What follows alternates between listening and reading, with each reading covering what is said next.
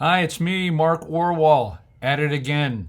We have the most riveting topic you can imagine today, so stick around. Come right back here. Let the swing begin. Marco Wall is at it again, and that cat is swinging. Yeah, that cat is swinging. The party don't stop when Mark's in the spin. You came back. In the journalism biz, I'm what they call an idea man. Here's my latest idea. Guano. Bat guano. Seagull guano. You name it. Guano of every stripe.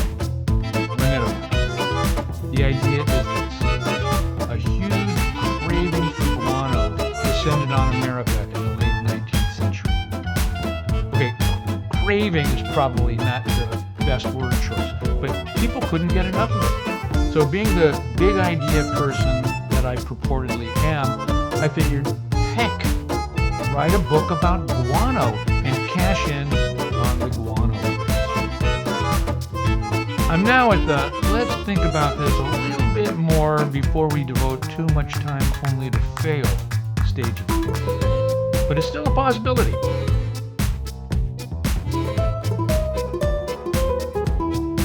First off, you know what guano is, right? You're not going to make me spell it out, right? Okay, fine. Thanks a lot. Guano basically is bat poop, dung, excrement. Number 2, voodoo. It's particularly popular in tropical climates where bats gather in abundance in caves, gullies, sea cliffs, and Mar-a-Lago. Entrepreneurs in years past would mine the guano. That's the part I had to figure out. How in actual fact do you mine guano? And once you mine it, what do you do with it? These were my initial questions. As you can tell, I still had a lot of research to do before publishing my guano magnum opus. And so, notebook in hand, I sought the answers so that you don't have to. Back in the day, everyone wanted to be a guano king.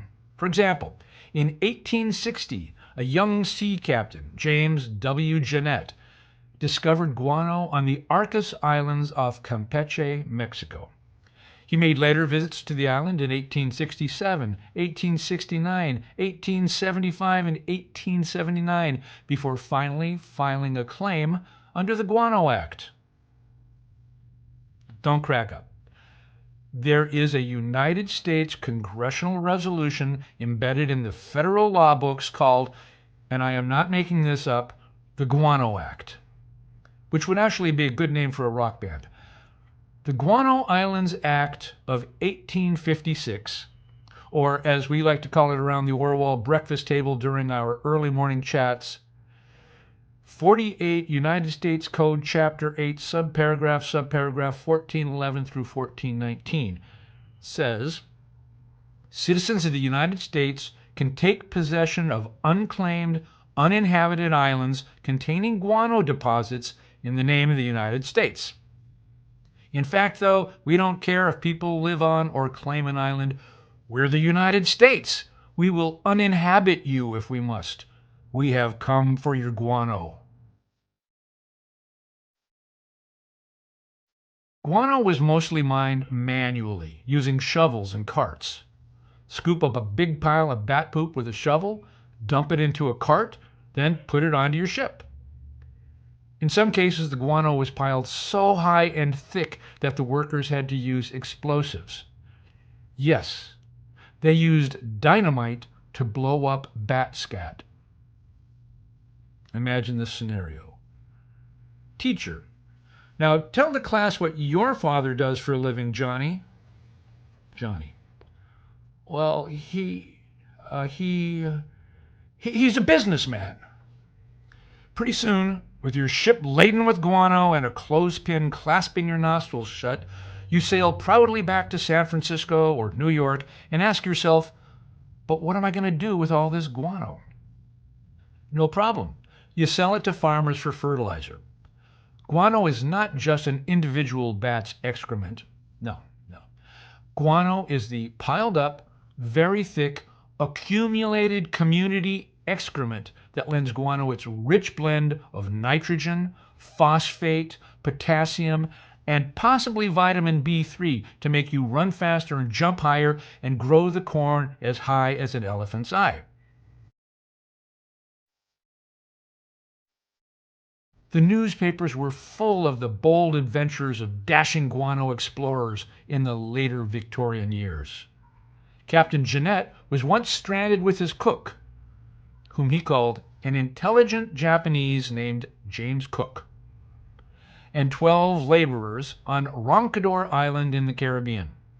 Running short on food and beverage, and realizing that DoorDash was years away from being a thing, Jeanette and 2 of his men left the island in a yawl boat, rowing through terrible storms for 4 days and nights until reaching the mainland on Christmas Day, then returning to save his men from certain doom and utter boredom.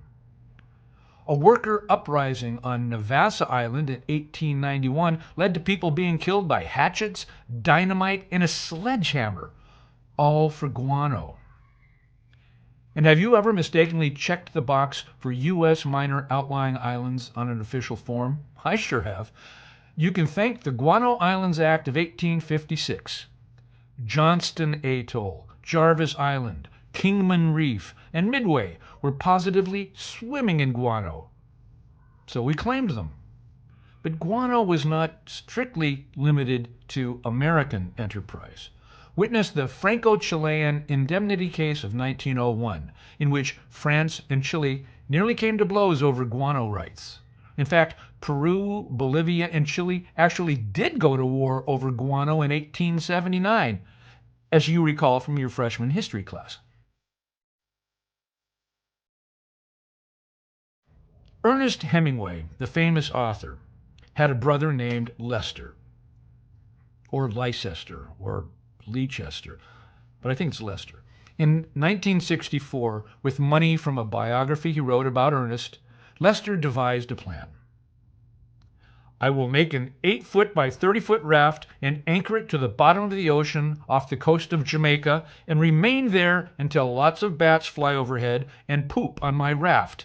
That way, I can claim it for the United States under the Guano Act.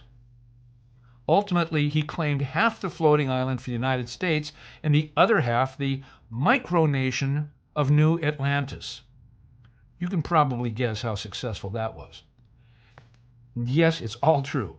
Ernest Hemingway's brother anchored a large raft off Jamaica to collect bat and seagull poop in 1964, then claimed half of the floating island for the United States and established the micronation of New Atlantis on the other half.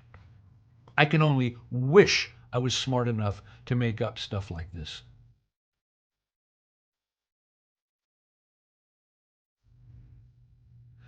The death knell of guano, great title for a book, by the way, came in 1910 when Mr. Haber and Mr. Bosch, I assume, developed the Haber-Bosch process for extracting nitrogen from the atmosphere.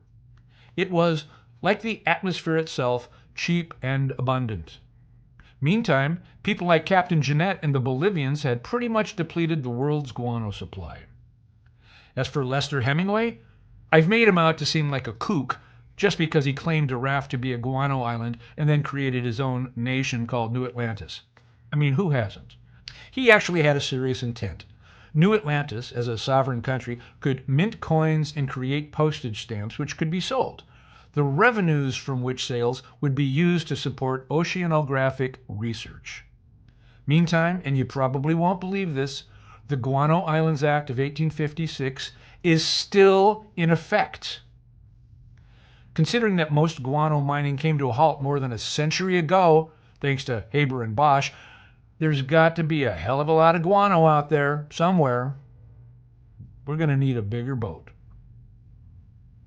Hey, I'm Mark Orwoll. Thanks for hanging out while I've been at it again, and see you next time.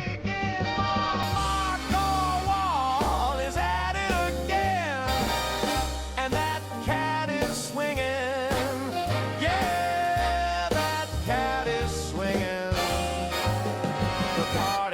don't stop when Mark's in the space